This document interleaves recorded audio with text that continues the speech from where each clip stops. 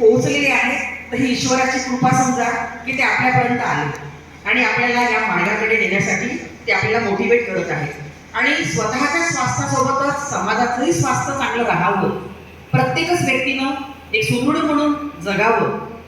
जगतात सगळेच लोक समाजात, पण चांगल्या पद्धतीने जगणं, आनंदी जगणं आणि दुसऱ्यांनाही आनंद देणं। सकारात्मकता आपल्यामध्ये जेवढी येईल, ही सकारात्मकता आणण्याची ही साधन आहे। लक्षात घ्या की आम्ही सकारात्मक विचार जर आपल्या मनात आणले तर आपल्या अवतीभोवती पण आपण ते सकारात्मक विचारानं इतरांना पण आपण आनंद देऊ शकतो।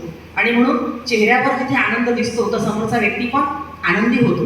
पण चेहरा जर पडलेला असेल, निराशाजनक असेल, दुःखी असेल, तर समोरचा व्यक्तीही अचंबित होतो की अरे हा दुःखी आहे, तर त्यालाही बरं वाटत नाही।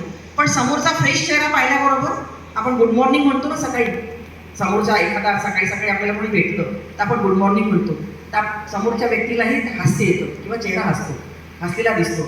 तसंच योग साधनेतून आपण स्वतःला प्रफुल्लित आनंदी कसं ठेवू शकू।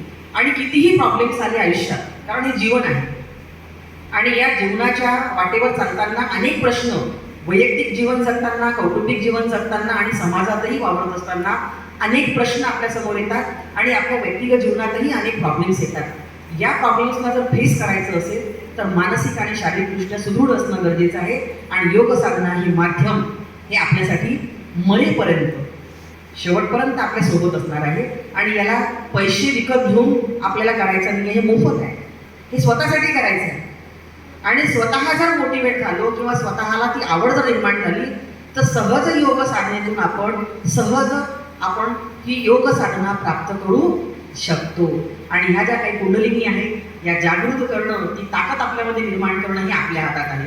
आणि म्हणून मॅडमने सगळ्यात पहिल्यांदा म्हटलं की तुमच्या प्रत्येकामध्ये काय आहे, ही साधना आहे, ही शक्ती आहे आणि ती शक्ती आपल्याला स्वतःला ओळखायची आहे। तर या ठिकाणी आपण सगळेजण आलात। मी